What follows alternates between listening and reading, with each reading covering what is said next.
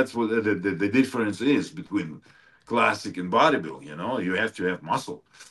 So, and I don't know. I mean, it's still the whole package, right? So if Chris is looking amazing to all or next to all of them, I think he can even take it. So, but like I said, bodybuilding is bodybuilding still.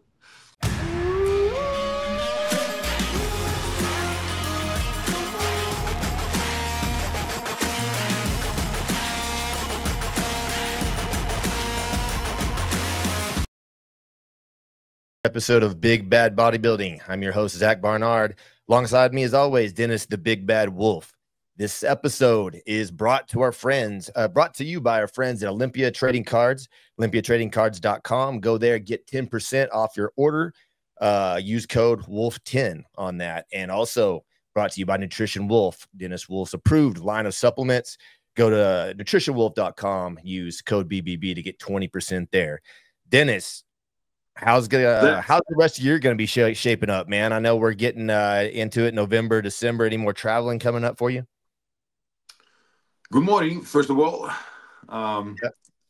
Great to be back.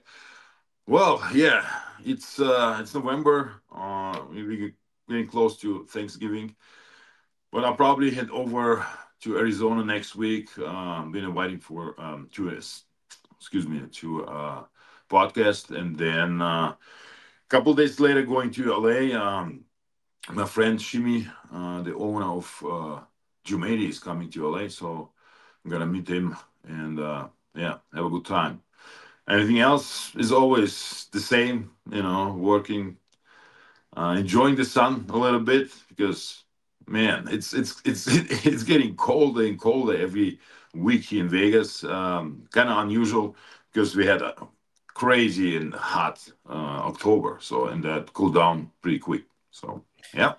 So Dennis, you heading over to Arizona? Is that for Dennis? Is that Dennis's podcast? No. It's it's a YouTuber, so he invited me a few months ago. So all right, we just figured out the time and the date. Nice. Well, good deal. Now, as far as training there, are you still training in the backyard, or when do you shut that down with the weather and stuff? As far as you kind of head over to the local gym? Yeah, so I'm switching up a little bit, So if it's not windy, we train outside at my place. If it's too windy, we go to the gym indoor. So yeah, like I said, it's during the day it's perfect. I have a couple clients still, but yeah, as soon as the sun is down, it's over. It's just freezing, man, almost like Right. from the feeling, the body's just not taking it anymore. And you know what? So you basically don't warm up like deep enough, So that's what I really start feeling, So I need a really hot shower after that, all of that, to get normal again. So yeah, it's getting less and less, with all workouts outside. Where do you train at if you're not training at the house? I know you kind of skip around some. Stephen and myself, we are going to Kilo Club. Kilo. Yeah, it's the closest gym. For me, it's like 15 minutes drive, and yeah, it's pretty much empty, in the evenings. So yeah, it's perfect. It's perfect Nice. gym to train. Like it's 24/7 too. So yeah. Nice. All right, we're going to get into a little competition talk today, and with us, joining us, very special guest, welcome in, who's going to give us some great insight to not only last weekend's show, but the show coming up. Please welcome Brett the Butcher Wilkin. Brett, how are you doing, sir?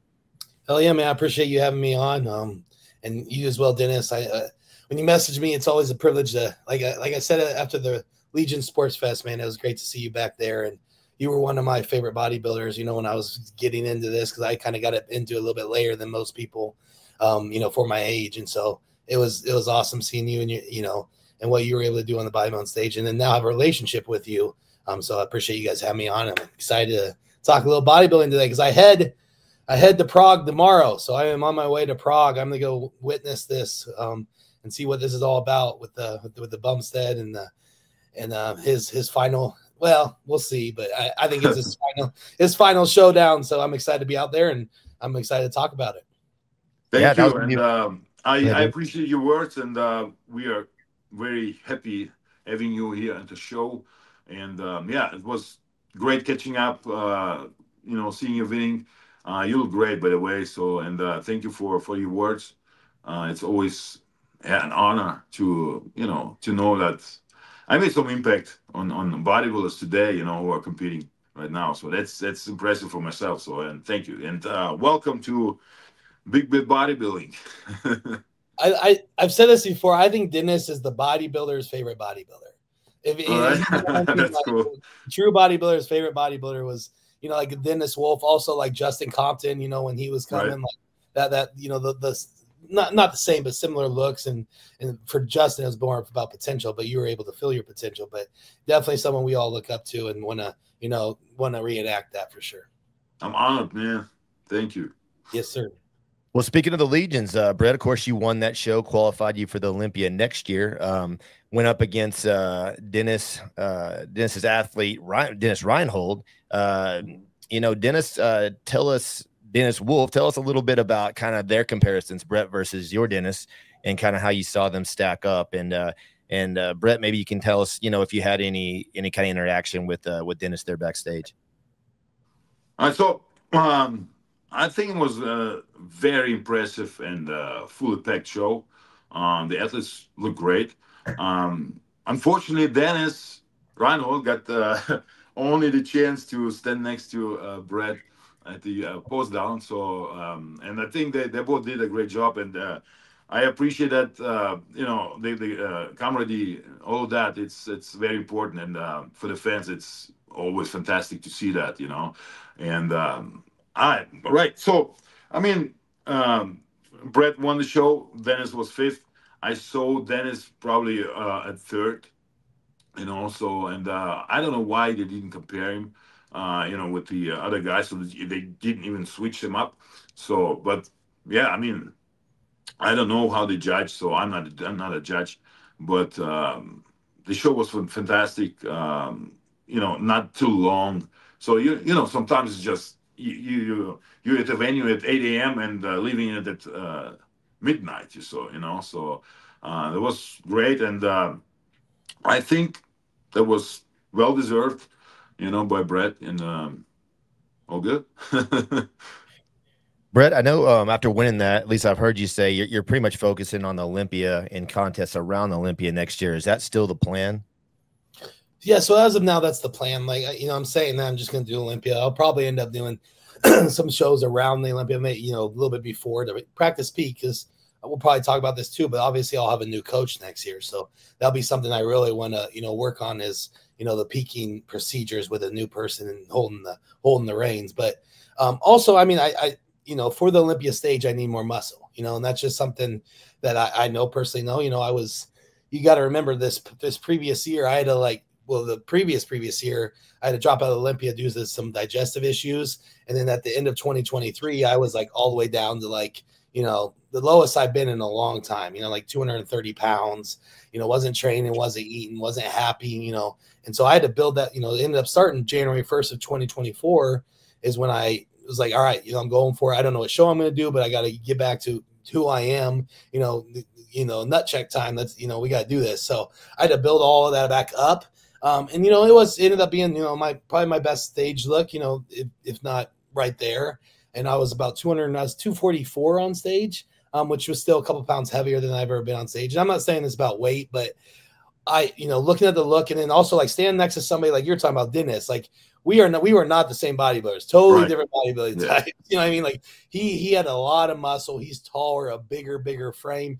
I win my shows by, the structure, obviously the sharpness, the conditioning, and overall presentation, just a little bit more experience there probably than him. But, just what I see is to be on that Olympia stage, though, I definitely need to be comparable to try to get into that top 10, I need another 7 to 10 pounds of muscle. And I'm not going to do that by competing all year. So I need this little stretch here, at least for the first 6 months of the year of 2025 to push up. And so I'm going to get it done. Health is in a good spot. Digestion's in a great spot. So right now I'm truly in a health phase right now, making sure all my blood work's clean, making sure my digestive health is on track. And then here in about probably 3-4 weeks, I'll honestly start pushing up into the off season for the year. Brett, what was your stage weight when you won Legion compared to the year, I guess a couple years ago when you got second to Labrada? Was it higher? Yeah. So I was actually higher at Legion by probably 4 pounds. Okay. 3 or 4 pounds. Let me ask you something. Taking out obviously the factor of peaking and wanting to nail that and get that process nailed down with the new coach. Other than that, what do you feel? And Dennis, you can answer this too. Competing prior weeks, maybe a couple, even up to a month before the Olympia, your placing and how you do at that show prior to the Olympia, how much do you think that really has an impact on your placing at the Olympia? Or do you think not at all? You know, regardless of, like, say, how the peak goes, obviously you want to look good on that day, but do you think the judges really hold you to whatever look you bring to that show compared to the Olympia a few weeks later? I don't personally. I mean, I think a good example is kind of this year, you know, with Samson doing a show 2 weeks out, right? He competed the same weekend I did. And like, honestly, in my head, and a lot of people, probably Dennis has said too, I don't know, he'll talk about this, but like, I was like, this is stupid. Like, you know what I mean? Like, you're Olympia favorite, or not really favorite, but you're in the run. Like, everyone's going to, you want to kind of just not really show what you're working with right before, you know? And he went against the grain. He took his clothes off at the press conference and everything. And so like, and then like I did watch an interview with Steve Weinberger, and they asked him a similar question like this. And of course he responded this way, but I truly do believe him. You know what I mean? How he talked about it was like, you know, we solely only judge that day. You know what I mean? Like, it doesn't matter what you did previously, what you looked like 3 days ago, obviously your previous placing, like we're solely judging that Friday and Saturday of the Olympia. And I think the integrity fully stays true to that as well. So I don't think it makes too much of your previous placing. Like, if you come out and you knock it out of the park, like, you know, we saw it with Martin this year, you know, it was his debut and he got fourth, you know, like in previous years, we've seen guys that, you know, they never get fourth. Right. But it was like, he was 100% on and no one else was 100% on. So they awarded them that, but putting him in that top 4. I think that's a great point for Samson. Dennis, go ahead, because I know you placed like fourth and come back and won a show like weeks later, correct? Look, so back in the days when I was competing, it was the same way of thinking, you know. So you don't want to show what you got, you know, what you want to bring to the biggest stage, right? So why competing like close to Olympia, right? So, but if you think about it, it doesn't matter. It's just the moment, the impact you can make, right? Or disappointment for the fans, you know. So if you like example, Samson didn't look spot on 2 weeks before the Olympia, right? So, but at the Olympia, he was different, right? So, and that's what counts. But in your head as an athlete, you always think or overthink too many things, you know. So how should be the right way, or should I do that or not? But the biggest plus from competing close to the Olympia is that you kind of show the judges that you were changing that 2 weeks that drastically, you know. So, and that's a probably bigger impact on everyone after that, you know. So it's what happened with Samson, right? So he was like a little bit off and spot on for his condition at the Olympia. So yeah. All right, so we're in favor of it. It makes no difference. Those are great points, by the way. So yeah, I think that's a good point, and we'll see what happens next year. Let's move on to the Romania Pro this last weekend. Did either one of you guys disagree with the placings? I mean, you think they were on it, or I gotta say, I think they were right there with that one. I guess there's been some kind of controversial whether or not Hakeem should have won it, but I mean, I think when you go to the back, I think it kind of sums up the story. Brett, were you in agreement with the placings last weekend? I was in agreement. I mean, like, and I understand where people, like, not people, but like, you do see a little bit of, you know, I could have Hakeem winning, because Hakeem, like, is just so dominant, and like when on the front shots, you know, even on that side chest with that nasty leg. But then for me, you know, when he turns around and shows the back double, that's when the things just get separated. You know what I mean? Like, just the difference in, you know, muscularity, the definition on the backside, just the structure too. That's when Rafa really shined through. And I think Rafa has great fronts and sides as well. I mean, he might have got beaten a few poses, but I think overall, You know, it was close. It came down to probably one pose difference, but Rafa won the majority of the poses all around. But it was a good, solid Akeem. That was probably one of the better looks I've seen from the front from him. And I hope he's doing Prague. I'm not sure if he is or not, but he definitely should. Dennis, what do you think? Oh yeah, absolutely I agree with the placings. And Akeem is a very, very impressive athlete. I told him a couple of years ago when he placed 6th or 7th at Olympia. He got all the tools, right, to be up there. But somehow his back is not coming with the rest of the development, right? So, and the structure also plays the biggest role. You know, if you, like Brett said, he turns around, shows the double bicep, man, you just lose the pose right away, right? So, and I think standing next to, a guy with great genetics, good lines, like Rafael, it's difficult, right? So, and I think Rafael deserved to win. So, although I didn't think he looked the best or he was like spot on, something was missing. So something was kind of not, maybe it didn't work out, in the last couple of weeks or so. But anyways, he still looks impressive. Yeah, you see Akeem in some shots, especially like you said, Brett, from the front. I mean, condition wise, you see how can you get any leaner? I mean, his side, his side leg from the front shot. So unfortunately, I don't know what he can do about that back. It's just a genetic thing. It kind of reminds me of Paul Dillette back in the day. He looked amazing from all the shots, but his back was always that similar kind of watery look. And it's not that he's not in shape. I just think that's where he holds it. And I just don't know, like I say, what's he going to do? Give up 10 pounds of muscle to try to get a little leaner? Then he's going to lose his pop. So I just don't know how far he can go because he looks amazing on all the shots except for the back one. So we'll see. But one guy, Amir Amirajic, is that how you pronounce it, Dennis? I thought he looked really good. Amir. Yeah, Amir. Yeah. Have you worked with him much? I know he's from Germany. No. I don't work with him. I know him. I text, with him. He just texted me, right after the show because I congratulate him for the top 3. So I think he is he's a great athlete, but the maturity is still missing, So, and of course he needs more volume, more weight, more mass. I think the best thing he could do, because he's young too, right? He's like 25, 26. Right, yeah, very young. I think the best thing he could do is just take an entire year off. I think next year, it's a good point in his career. That's what Martin did last year. Remember, 26, 27 years old. We've seen you on stage and what you can bring, but you need to increase the wheels for him. Exactly. If he had bigger legs, he'd be very, very dangerous. So he just needs to spend an off year of just staying big and hitting legs 2-3 times a week and put, like you said, pushing the volume in there and then just a little bit of muscle maturity. And he's going to be really good. We'll see him ahead for sure. But right now he just needs a little bit more growth time and then he'll be on. And time is on his side. So you just gotta make that. You gotta make those choices now because he likes to compete. I feel like he competes. I think so. And he works with Aceto, right? So I mean, he should know and tell him, what is better around. And I think too, he's been competing for 2 seasons, like the whole year.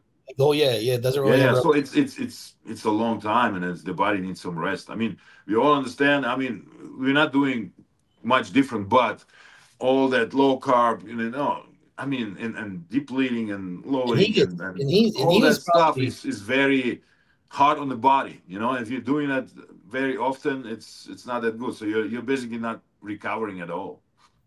And he was the most. I think he was the most conditioned on stage. Yeah, stay in that condition for that long a time, I mean, that you're gonna be a big hole to get out of too. So you definitely need to take a little time off here, and grow the wheels, and he's gonna be very, very complete. And so I'm excited to see him. I met him at New York Pro when I was out there this year at the gym afterwards, and he's a bigger person than in person as well. He's pretty tall. So a lot of I really like that comparison between him and Fourth because it was him versus Horse MD when they compared him, because because you see one guy that's got like all the genetic tools, right? And then you got one guy that's just like, you can tell Amir is like somebody that like just works harder than everybody else, right? Like, I feel like that's the like, kind of guy he is, and what I've seen from him, and it shows through on his conditioning, his physique. So it was really apples and oranges in that comparison, but just the level of sharpness, especially from the back, man. Yeah, they got it right. Yeah, for sure. He definitely got it right. Yeah, Brett, how do you think you would have done in that show? I would have been about on top 3. I think I'd edge Amir out, but it would have been, like I said, Akeem's a really good bodybuilder, so is Rafa, so that would have been a really good comparison. I think you're kind of a combination between those two with condition. It would have been good. You'd have been right there for sure. Yeah. Awesome. All right, well, Ray, let's move on to the Prague this weekend. This is the one I'm really excited about. I'm sure both of you guys have probably been on some other shows talking about this, but hey, this is a big one, man, for our sport. I mean, obviously because of Chris, but I'm really excited about it. I'm gonna get the stream and make some time to watch that. Brett, you said you're headed out there. That's got to be exciting. Have you been to Prague before? I have not, so I'm excited. And like, this is a perfect timing. Like I said, I'm in the health phase, so it's not all about not all about food right now, not all about training as much. So it's like I get to go enjoy it. So I've been looking forward to this trip. To go out there, obviously be supportive of. Some staying with Martin, helping him out, of course, and then with Chris too, hanging, doing anything he needs. But besides that, I'm gonna be a fan of bodybuilding and soak this one in, because we probably, like I said earlier, like I truly believe this will be Chris's last competition.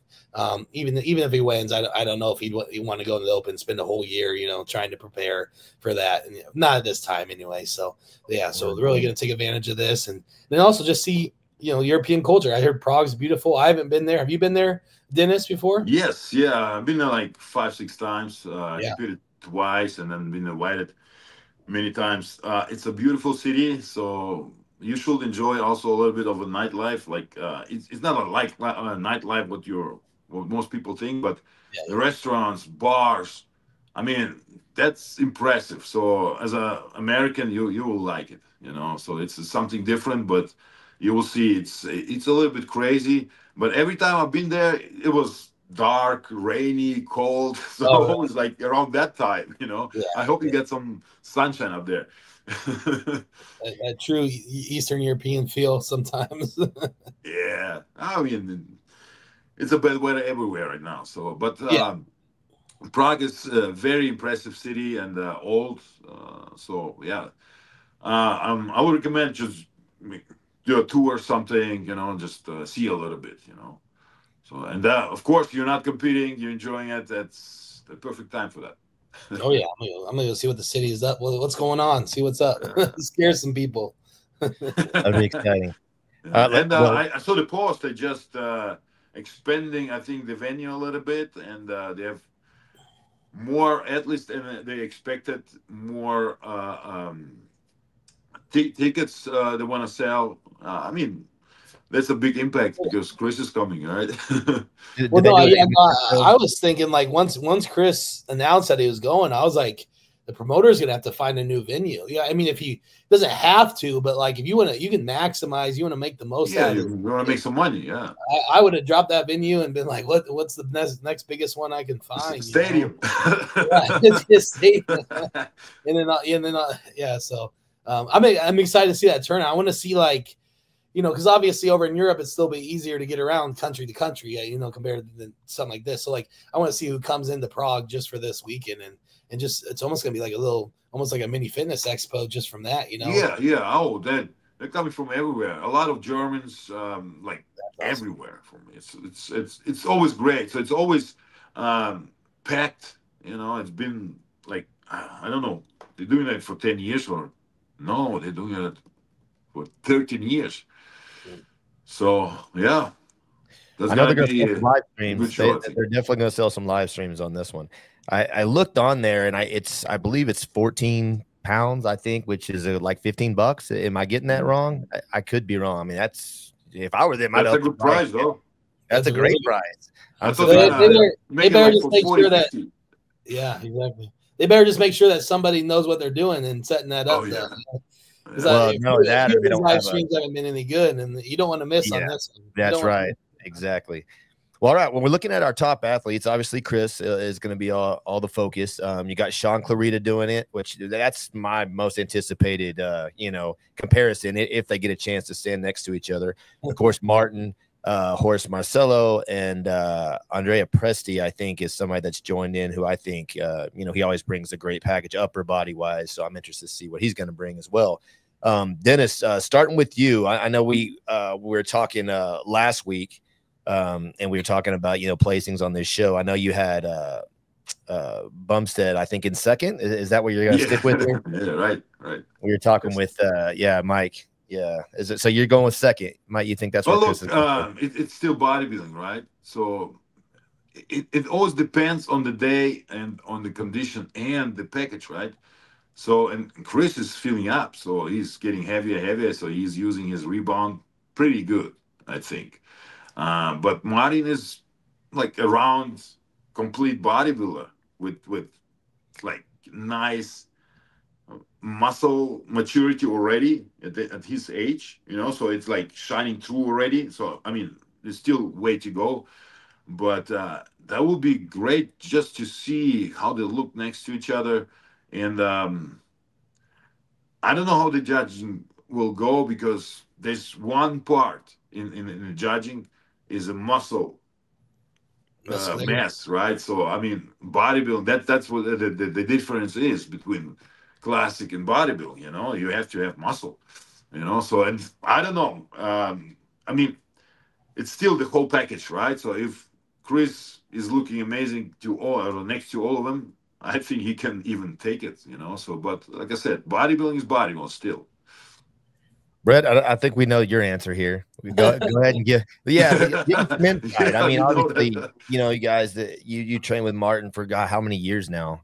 And I mean, and you've seen him kind of come up and what he brought at the Olympia. I mean, is he even, I'm going to ask, is it going to be close? Because I mean, I know there's a lot of hype, but as far as like Dennis said, being a bodybuilder and, the proportions and everything, I just don't know if it's going to be close in that respect. What do you think, Brett? I think it'll be closer than you think, for sure. But I'm with Dennis here. If it's judged correctly, if you go off of bodybuilding, the criteria of bodybuilding judging, muscularity is an aspect of that, right? It always will be. So just the muscularity, especially from the backside, is where you're going to see the biggest difference of just the, the roundness of the back popping off of Martin compared to, Chris, who has a beautiful, beautiful back, but the overall muscle mass isn't obviously as thick as Martin's. And we're going to see that, in person, especially on the hamstring side of things too, because Martin's got those, those legs that, like, I mean, he made Hottie's legs look weak, right? In some of those poses he did from behind. So what's going to do, with Chris, who's only had, 3 weeks here to fill up, right? So I think we are going to we're going to see a really cool package of Chris. I can't say it's going to be the best ever. He was pretty awesome there. And I think it was 21 when he had that torn bicep, but everywhere else was just so complete.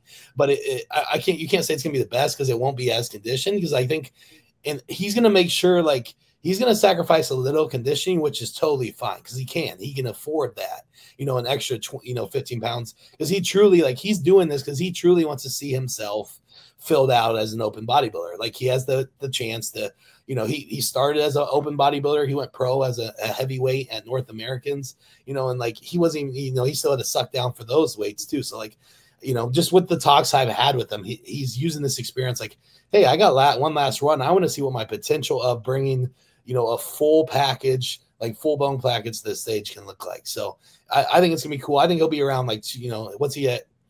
Olympias, he's 241, I think, is his cutoff. I think he's right around there on stage. I think he'll be 250, 253, and we'll just see the most filled out version. I just don't think it's enough to, knock off Martin. It would be not saying he couldn't if he had like another year of training or something, right? But just at this moment, I don't think there's enough time to put on enough size. Right. Yeah, in a few months. Ray, do we have that footage that we could roll just of the video clips? I know we meant to throw that up so we could kind of analyze it a little bit more. About Martin at the Olympia, he looked. He made Derek look weak next to him, so he was so impressive. Mm-hmm. All right, yeah, you see that's a deal, right? So look at the legs and roundness and fullness. That's bodybuilding, right? Yeah, and you'll see here in a minute, like when what Brett was talking about, specifically the back, he nailed it. I think that's Yeah. where he's not going to be there yet. It takes time to put on that muscle, and it's more than just filling out. Because when you look at Martin's back and dude, the tie-ins and stuff, it's another level. So I think that's where. But man, the front lat spread. I mean, Chris could win that right there. That shot, just the flow. I mean, but you can see how much thicker Martin is. But you know, and I think Clarita's package from last year is probably what he's going to bring. Would you say, Brett, like the more filled out package versus this year's Olympia? Yeah, no, I definitely think he's going to look better than the Olympia stage. Now he's working with Stefan, and not saying that, you know, that changed anything, but mainly I think Stefan just like, we're eating until the show, right? Like we got to fill you back out, you know, from what you dieted off. And I understand why he was thinking from, you know, last year they told him they wanted him a little bit more dieted down. You know, they were more focused on his midsection, so him and Matt just brought it down a little, you know, too far. Right. All that, and he did that. It just kind of suffered in a couple of the other. Yeah, and like I get it. You listen to the judges, but you also kind of lost everything that Sean's about, right? And that's absolutely that freak status, but of just a small package, but just exploding when it walks out. You're like, God, that's crazy. You know what I mean? You know, what would that look like if it was, you know, 8 or 4 inches taller, right? That'd be the best, you know, best physique in the world, right? So it's like, yeah, probably is. It'd be fun. Do you guys think Sean could crack the top 5 here? I think he can crack the top 5. What do you think, Dennis? Absolutely. I mean, it's not the height judge, right? So like, who's taller, who's shorter? It's the package, who's complete. And I think Sean has one of the best bodies in the world. I mean, he's a little Ronnie Coleman, if you can say it that way. He's very impressive. Development is next level. Everything is just on point, you know. So everything is just so developed to the max, you know. So it's very much possible he's going to be in the top 5. I think he's on a little revenge tour here too, especially yeah. You know, just more so. You know, I know Dennis, for you as well. If you know, if that was me, like this show wouldn't even really be more so much about the win. I mean, obviously it always is, but it'd be more about, hey, I need to show what I'm about, right? Like I didn't bring the giant killer look. I'm in this season on a high note, so I'm just going to come in, you know, blasting full, hang out with the big boys and see what I can do. So he's got nothing to lose. You know, then the stress is off. When the stress is off, we both know that that's just going to, you know, improve your physique that much more too. So just have some fun with it. Yeah. So if you go into a show like I have nothing to lose, and you know, just you are more relaxed. That happened to me in 2006 Olympia. So I knew, I mean, I had no chance, right? So I'm not going to be in the top 15, whatever. And man, I felt the best, looked the best. You know, that's what I was thinking. And now, you know, coming back from losing again, you know, so Sean's probably gonna be 20 pounds heavier from the look, Yeah, right? yeah. So yeah, and I will push that in that direction. Just fill it up. He doesn't have to be shredded as always, because he's like you said before. There are people or athletes they can afford it, right? To lose a little bit of condition, just to bring a fuller package. So, and I think that's what he needs to do, and he's going to do that. So, yeah, it's kind of interesting because, like, if you think about the Olympia this year, I mean, obviously Keon was pretty much perfect for him, you know, but conditioning wise, these 3 guys are probably, you know, one to two the most conditioned guys in each of their classes. You know, you got 212, you know, Sean's the most conditioned. You know, Chris is always right there on the most conditioned, obviously, especially all around when you're looking at that side leg, when you're looking at everything. And then Martin was just, you know, he was on. So, and it's funny because you know, obviously I got some insight here, but Martin, you know, our plan is to come in a little bit more conditioned. So that's what our focus has been. Like, you know, he's actually a couple pounds.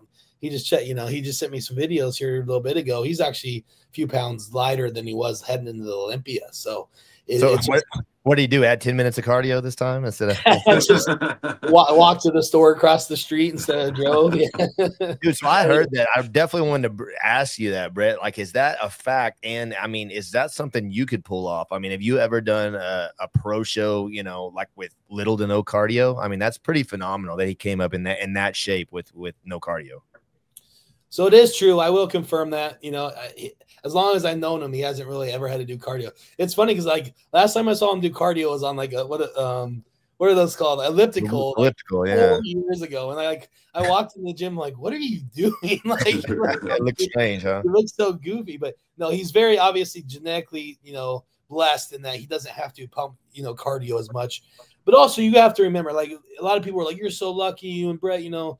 You got to remember, like, and Dennis can, you know, vouch for this a little bit too, is, you know, our training is our cardio sometimes, right? Yeah. Like we when we're training with each other, like it's very aggressive, very intense, and like very high volume. So it's like we get a lot of cardio, same reactions, obviously, that, you know, cardio putting you in a deficit, things like that. We get that from our training. So even myself, I do about all prep. I only did about 20 minutes of cardio in the morning, and that's just because I like to start my day like that.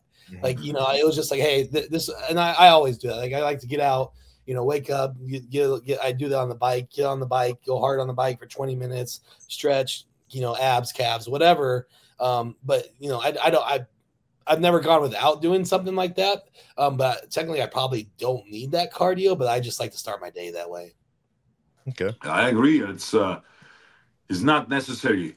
Not always. Yeah. Right. Not so always. Like Dennis Reinhold did no cardio the whole prep, you know, it's the same thing. So if you have that genetics and workout, like you know, the breaks between the sets are not that long, and you just like, you know, doing your thing. So not talking. Dennis, you didn't do a lot. Don't do blah blah in between, you know, with your training partner. So and your workout goes fast. So it's some kind of cardio as well. So and I think the best cardio is anyways like the importance, you know, so, or benefits you have more from lifting weights, you know, so not from just doing cardio. So that's what I think. And I did myself. So sometimes I will do some cardio, sometimes I will do nothing at all.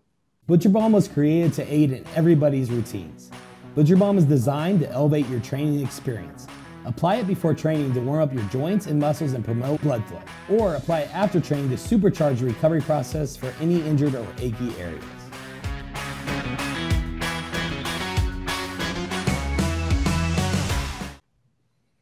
Brett, I want to get into that relationship a little bit more. You know, I was looking through, and correct me if I'm wrong, but have you and Martin ever competed against each other in the same show since y'all turned pro?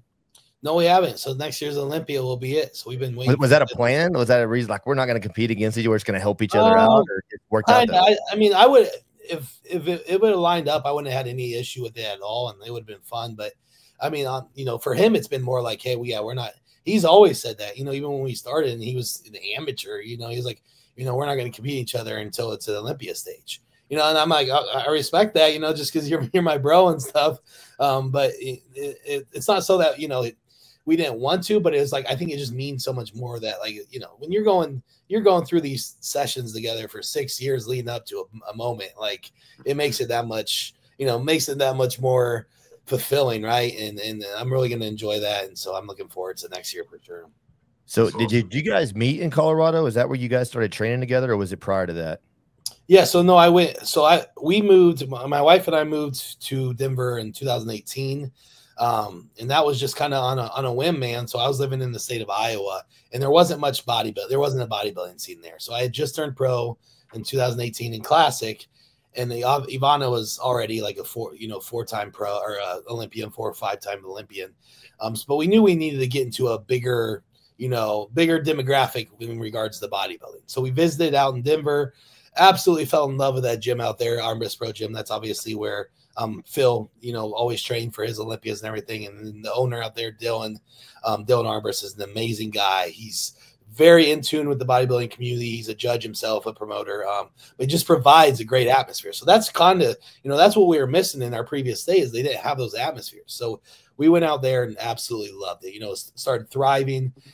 When we moved out there, I was 199 pounds. You know, within a year, I was 245. Like, and it was like, it was like no fat on me. It was perfect. And that was also because of Martin. But, you know, how I met him was, you know, every Saturday we had at the gym, they would do a posing class, which is, again, really cool about the gym is, you know, every Saturday morning it was free to the public. You came in there, all these people just posed together, obviously men and separated than women.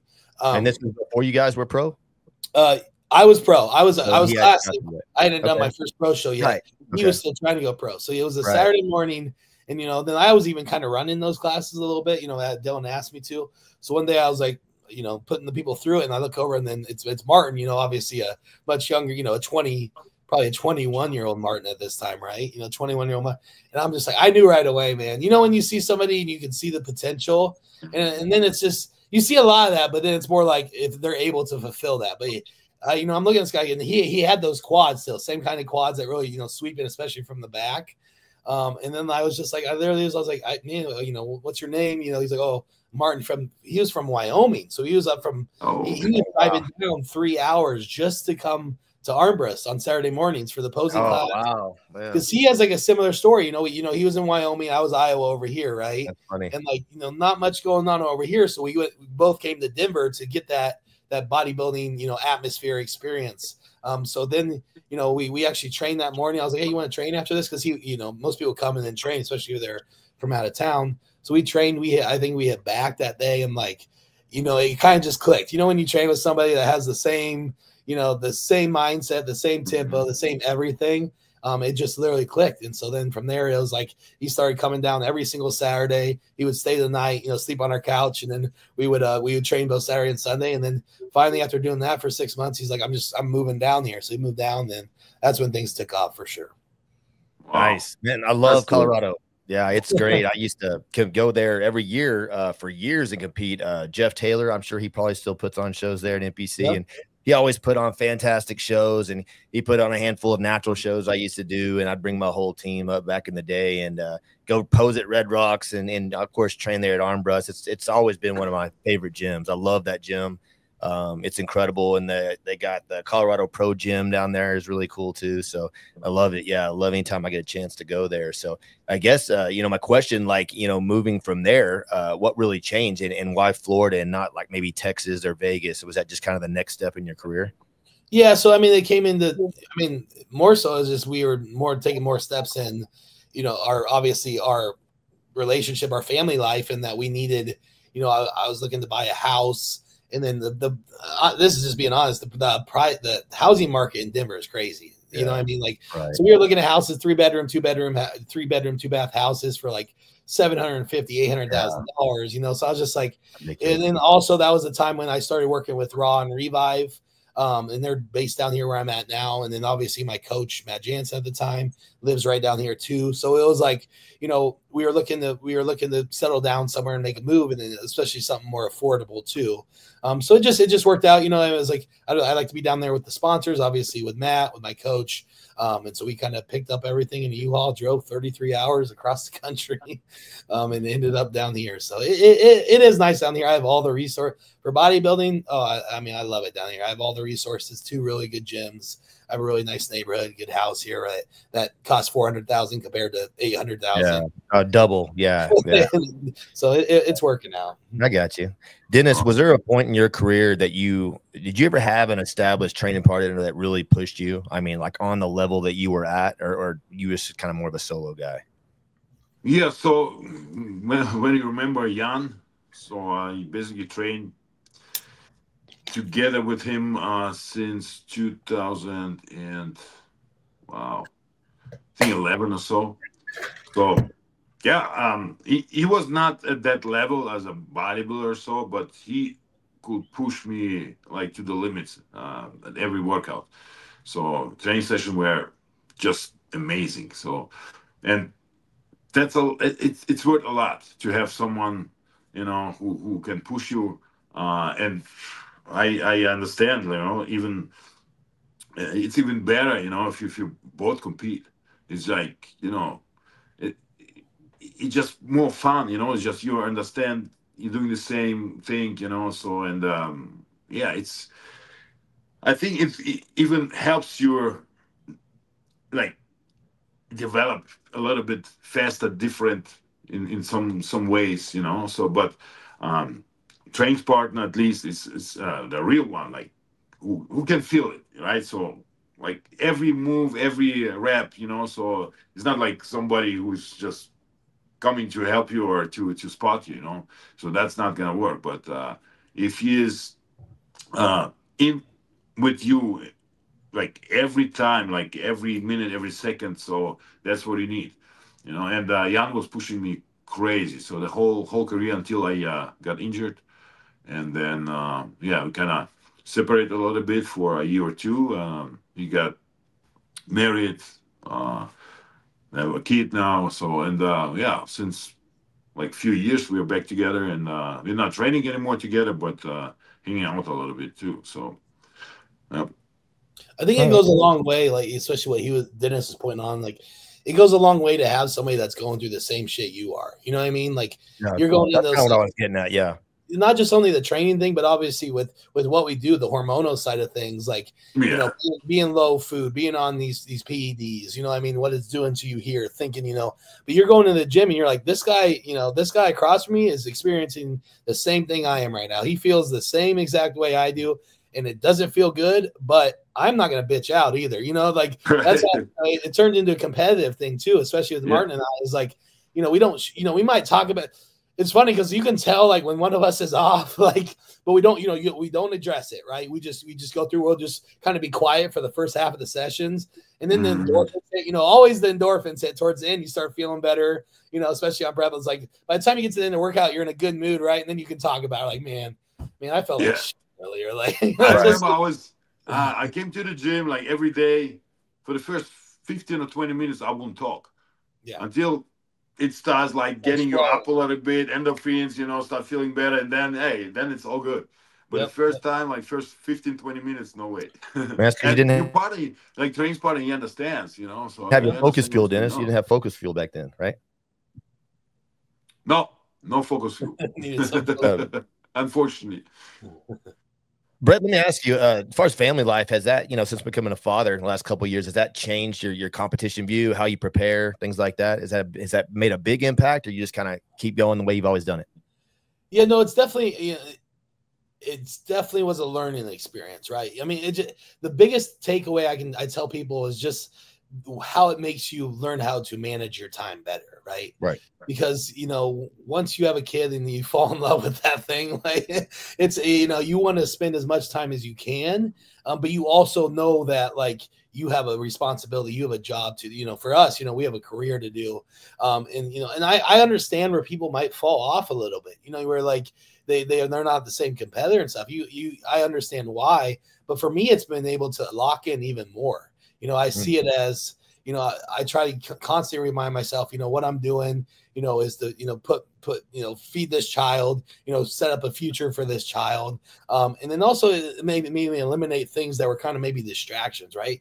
You know, I don't need to spend so much time like watching these shows or whatever, or on my phone, you know, I'm going to wake up, you know, I'm going to do my hour and a half of my first session of the day. I'm going to eat. I'm going to hang out with the little one, enjoy that time. I'm going to train. I'm going to train efficiently. I'm not going to spend 3 hours there. I'm going to spend 2 hours there getting the work in. I'm not going to just bullshit.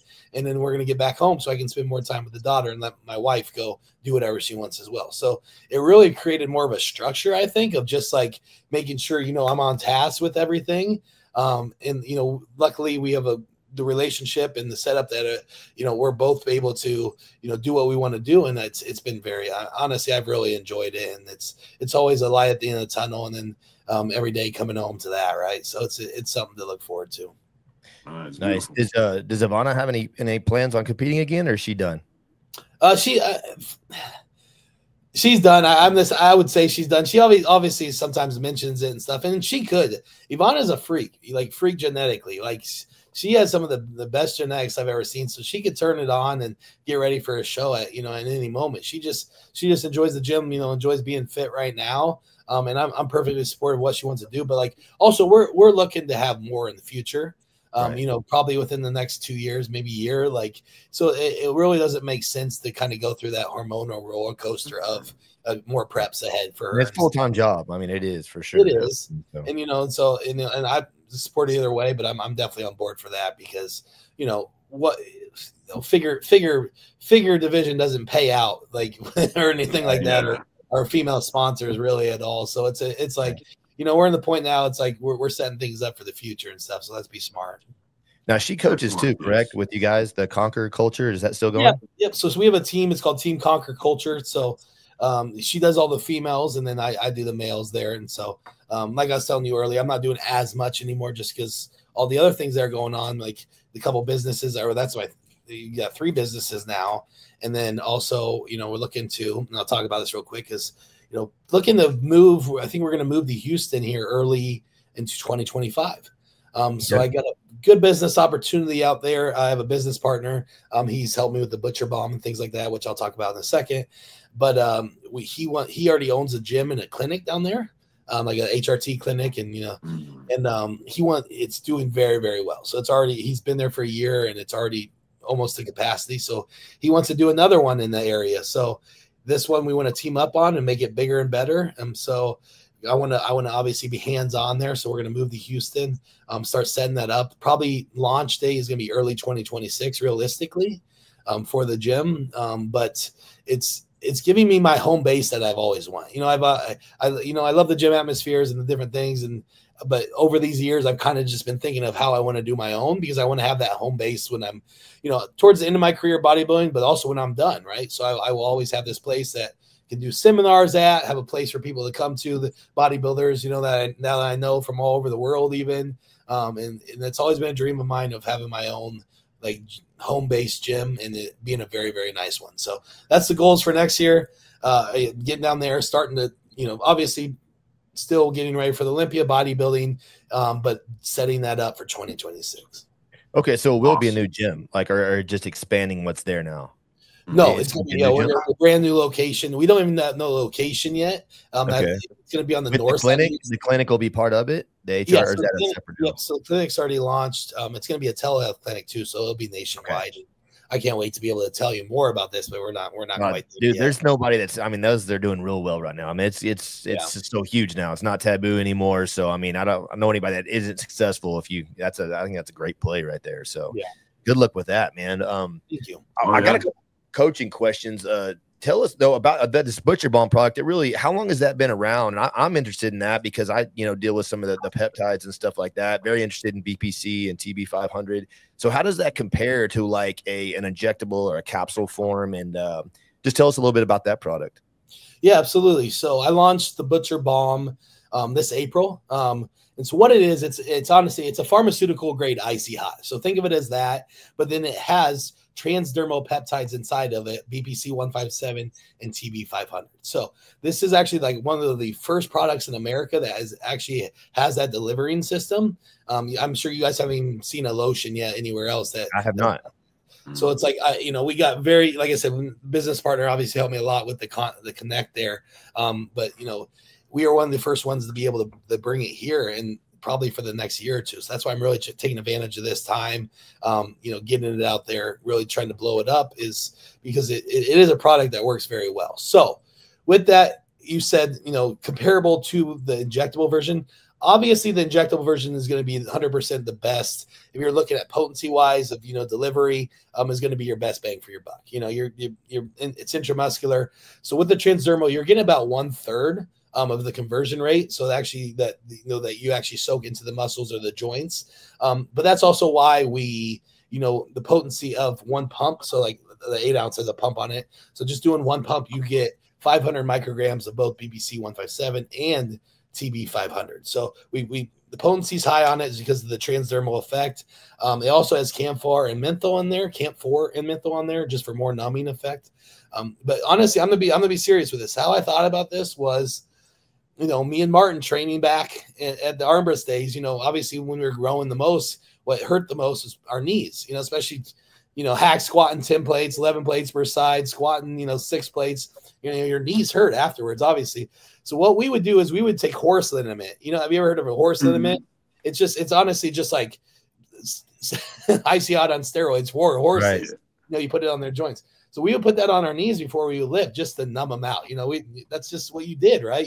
If something's going to hurt, you just numb it out and get through it. So, you know, I'm not saying that's what you do now, but this is just this is what gave me the idea. So the last 4 or 5 years, I've been thinking about this, like, you know, how can I create this into a product and add more to it, obviously, and then make it more obvious for humans, or, you know, for everybody across the board. So that delivery, you know, at first it was like, I'm going to do CBD with it and stuff, but I was like, I don't know how much CBD effect really has effects. But then once I was presented this idea of the transdermal peptides, like, I knew that was kind of a perfect match, because what it's going to do is, obviously, it's going to numb out any injuries you may have. But it's also, you know, healing them at the same time. So you're able to train through it, but you're also healing at the same time. Or you can just use it as a recovery health, you know, a healing method of just doing it by itself later in the day. But it does give you that relief. Like I said, it's probably one of the strongest numbing effects I've seen in a product. So it's going to just wipe that out for 2-3 hours. And then you're getting the transdermal peptides that, you know, you're able to heal that way. And it's been doing really well. So the good thing is, I've probably sold like 1,700 units, something like that. I looked the other day, and I've had 0 refund requests. So it shows you that the product works. I know a lot of people are like, does it actually work? I'm like, I've had 0 refund requests in the last, like I said, 8-9 months. So it shows you once you get your hands on it and use it. And so it's going good, and I'm excited to keep blowing it up ahead. Nice. Awesome. Yeah, I love that stuff. So I'm actually very interested in doing it, like, on a site specific, you know, as opposed to just taking it. So. I definitely need to try that. Getting more pain. I'll send you some for sure, Dennis. I'll get you some out. That's Nice, awesome. nice. Oh, hey, congratulations, and good luck with that. I hope it blows up. Thank you. I want to get these coaching questions a little bit different. I know, Brett, you said you're, you know, probably, you know, get a coach for your prep, and that's kind of when you focus, right? Your off season, you kind of do your own thing. I have a little bit different question, just as far as somebody that's outside, kind of looking in, like with you guys, as far as, you know, these coaches going around. There's kind of a handful of top guys, or you hear the names out there. I'm just kind of curious, like, from a financial standpoint, like, when you get to that level and you're coaching elite guys like yourself, and Dennis, maybe you can shine some light on this, but you know, as far as them getting paid, is that something that's coming out of your pocket? Are sponsors paying these guys, or do they more or less, and I'm sure it's a case-by-case basis, do you take these top athletes on for free? In return, you're going to get the amateurs and a lot of these other people wanting your services. Or is it just a case-by-case basis? I've just always kind of wondered, like, you know, how much, you know, you get paid to coach these top athletes. If you guys have any insight on that. Yeah, no, for me, numbers, I'm just kind of curious. Yeah, no. For me, with, you know, in my past, mine's very case by case. I've only had one coach, and that's been Matt Jansen. And I paid him the very first time, you know, when we first initially contacted each other, and then I never paid him again after 2018. And that sounded bad. Like, I just didn't pay him. No, you know, we had more of it was an understanding, like, because he used me as an example, right? Which we knew. You know, he used my 2-year off season of growing, leading into the open. You know, just guys seeing that, you know, that was able to get him a lot of business, right? It brought a lot of other amateur bodybuilders and stuff. So it was more of, you know, I worked for an app that he had showing my progress in the off season and stuff. So it was more like he was benefiting. We were benefiting off of each other. And that's my situation. I mean, you know, I at this level, you know, I don't know how it works. This would probably be a lot better question for him with Dennis, because he actually won those very, very big shows and stuff. And I've kind of wondered that too. It matters exactly how the coach. And then we saw things in the past, you know, with remember with William Bonac and Neil Hill, how there. That's exactly what I was in. It was where he was taking a portion of his winnings, which, you know, I was in the contract he owed, like, you know, you're supposed to give like 30% or something like that. And like, and, you know, at the time, you know, he just signed off, right? You know, it was the way before. But then when he actually started winning all the shows, he's like, what the hell? I'm losing 40% of my checks. You know, I don't think that's unreasonable. I mean, what you're putting your time and money into hoping that he will hit it. I kind of vaguely remember all that story, but I don't really see what the big deal was. I mean, if you signed off on that and he got you there, I didn't saw nothing wrong with it. But I'm just curious if most coach, you know, athlete relationships work that way. Is it a percentage, or is it a fee up front, or Is it a buddy? But I'm just very curious on if that's the way most of them work. Dennis, what's your take on it? Look, there are many options. So um, when I was working with Chet, there was like 10%, after every Olympia. So, that was it. Right. So if I work with someone, it has to make some sense for both. Right. So we need to kind of have profit from it. Right. So working together, always is a kind of deal. Right. So like in the story with Neil and William. Right. So if you agree on that 30%, right? So it's a lot. I mean, it's a lot. But if you agree, so that's the deal, right? So you're making a deal. All right. So, and a trainer has his job too. He's investing his time and everything, his knowledge, right? So same from athlete side, right? So, but it's like, in the end of the day, is what deal you make, right? So I have athletes that pay me up front for the whole year. I have athletes that pay me monthly, and I have athletes also who have like special price too. So it like always depends on what the plans are, how big is the name, where you're heading, what are your goals, and what is your potential. Interesting. Okay. So it sounds like it just kind of is up in there. I mean, kind of between you and that athlete. Yeah. Let me ask, so as far as, and I'd like to hear you guys' answers on both sides of this. So when you get to these higher levels, NPC, trying to get your pro card, of course, being an IFBB athlete, when you're hiring that coach, and I probably know the answer, but like, are you personally hiring them more for their, their supplement protocols or more for the nutrition? And I know they go hand in hand, but you personally, what do you feel more comfortable giving up, that responsibility for? And then on the flip side, when people hire you guys, do you find that they're coming to you more for those protocols or more for the nutrition? I definitely think so. Going on the side of my coaching, I think it's a majority. I mean, pretty much all my clients come from seeing me as an example, right? They see me on the YouTube, they see me on my Instagram, things like that, and they more like relate to my style. That's why I see a lot of my stuff is like, those guys that like to train intensely, like to really get after it in the gym. And then, we have that talk about protocols, because like I said, I pretty much only coach amateur guys, and I'm not going to be super aggressive, when it comes to protocols and things like that. And so I'll make that pretty clear at the beginning. I mean, like, it's just like, I'm not doing this, I obviously have the knowledge and the power. And if I feel like you can reach that next level, we can take it there. But for the time being, we're getting the most out of the least. And I'm teaching you the fundamentals of bodybuilding, right? You're using this as a supplement to supplement everything else.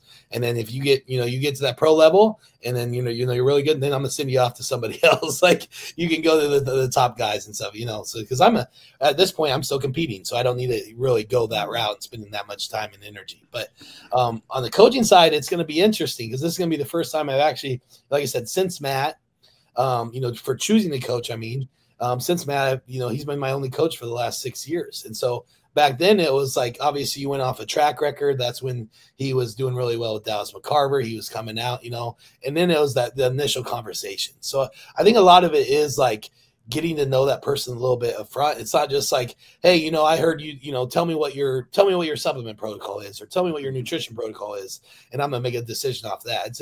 It's honestly how you relate to that person as well, because, guys like Hani, everybody wants to work with Hani, right? Because obviously he has some kind of really good protocols on both, but not many people could work with him, meaning like not many people could handle him.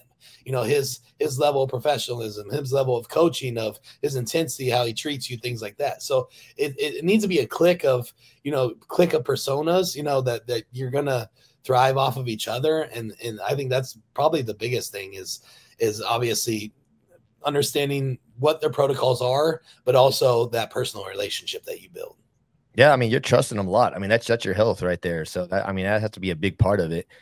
Dennis, when people approach you, I mean, I can imagine there's a lot of them that just like kind of contact you out of the gate. Like, what am I taking? What am I taking? And they're probably not really looking at the nutrition as much as they should. And they just think that you have all the answers, but they don't understand not everybody has Dennis Wolf genetics. So, I mean, would you say that's a big part of your clientele, Dennis, that come to you and they just think that's going to be the answer?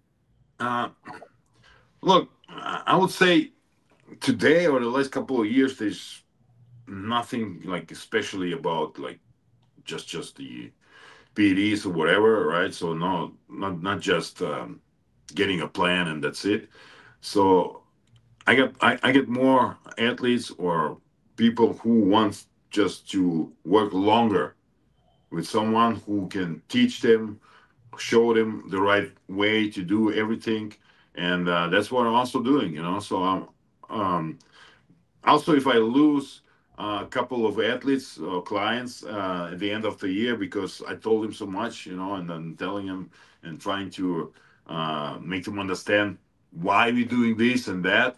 So, but I think that's my way, So I don't just want to keep my clients somewhere in the shade, not telling everything and just because I want to keep them, So I try to make him understand, why you should do that and not that, and why you should that exactly that, So, and pretty much the last time it's just, the prep. They want to prep for a show, and mostly the whole year, not just like 12 or 16 weeks or 14 weeks prep, So, but That's good. That's the at client you my want, time, right? back in the days, I was thinking that working with someone who is experienced, like Chad Nichols, Milos, but basically Milos, or from Milos, I learned a lot, most what I know. But I was thinking a coach will get me to another level, right? So, but it's not about the coach; it's always about you, So that's a big difference. All right. Okay. I kind of threw you guys some curveballs there. That was good though. So That was good. we'll wrap it up, man. We'll I do want let's get some picks. Just throw them out there. I know Dennis. Let's see. Real quick before you get to that. Yeah.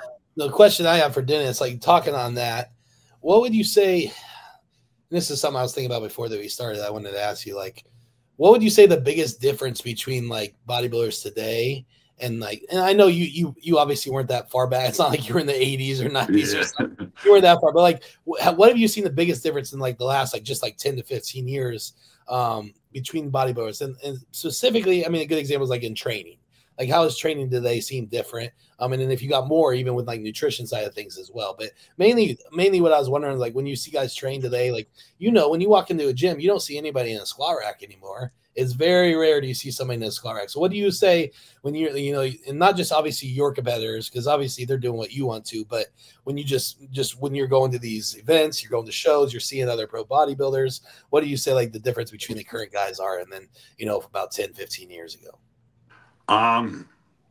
The quality, right? The quality dropped big time, right? So, and I think it's not only the classes we got into the bodybuilding, like plastic physique and all of that, but also there's no like not the same hard work ethic, So it's not really what we did before, we will just work.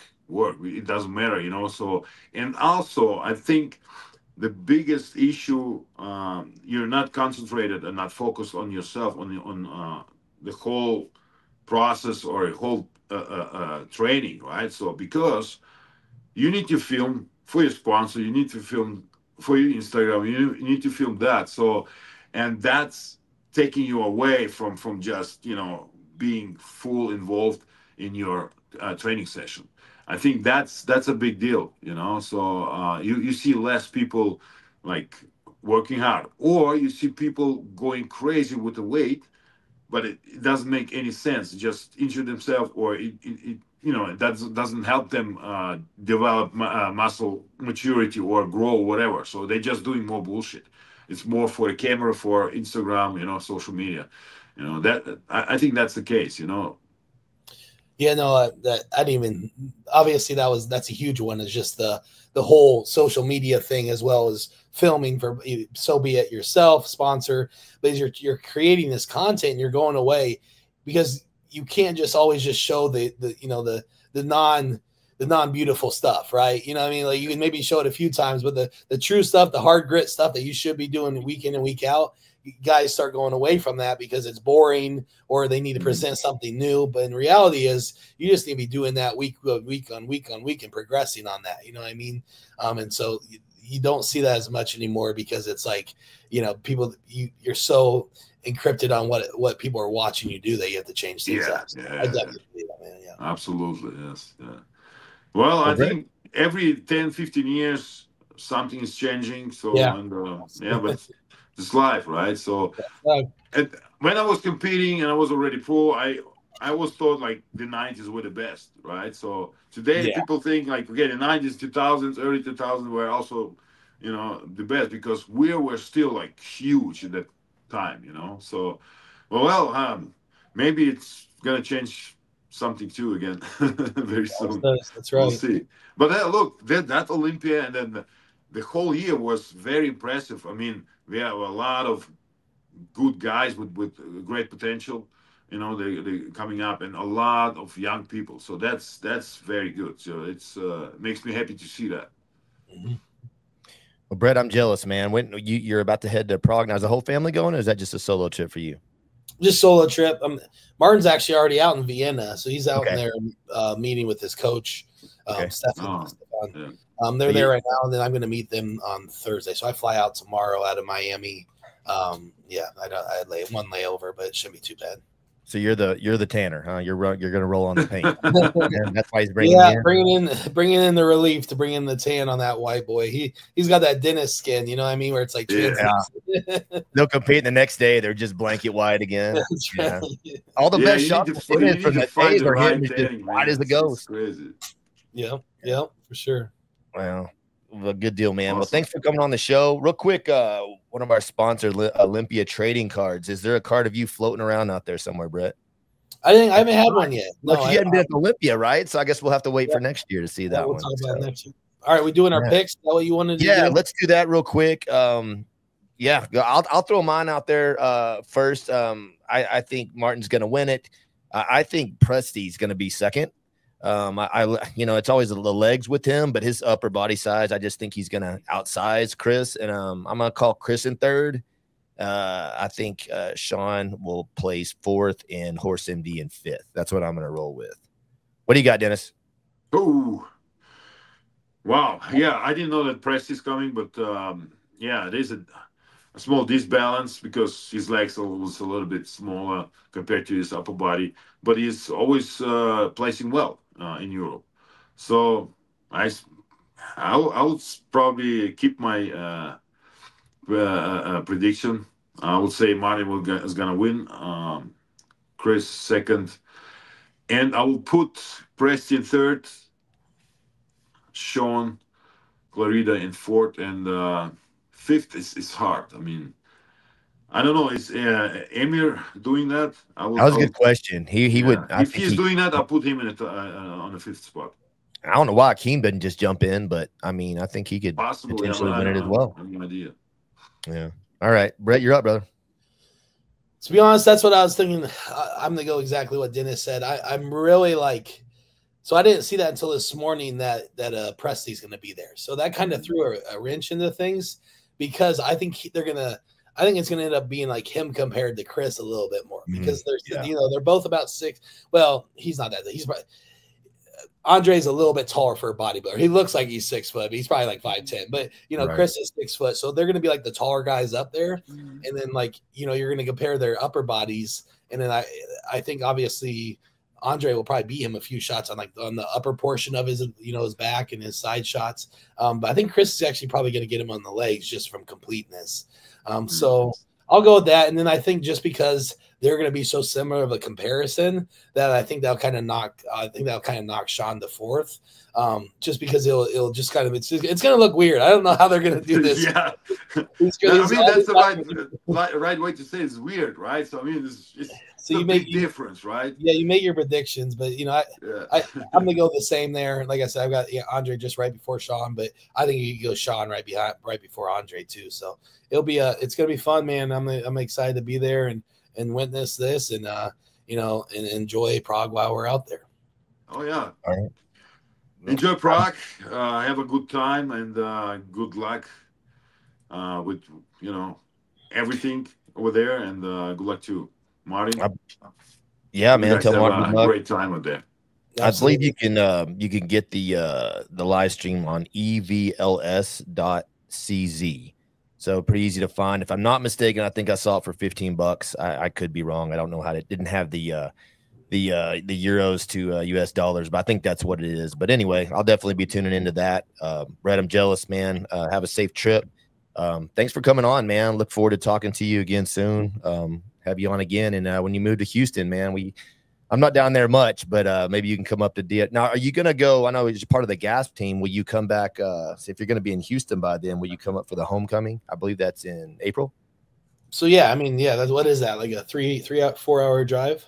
Yeah, like 3.5, 4 hours. So, no, yeah, definitely at that time for sure. I'll be making trips for gas there, throughout the year. So we'll definitely run into each other. Hopefully, Dennis, you'll come down for homecoming this next year. So we can get together. We'll film another one, their destination. That'd be great. That'd be fun. That's always a good time. Awesome. Well, thank you, gentlemen, for your time, man.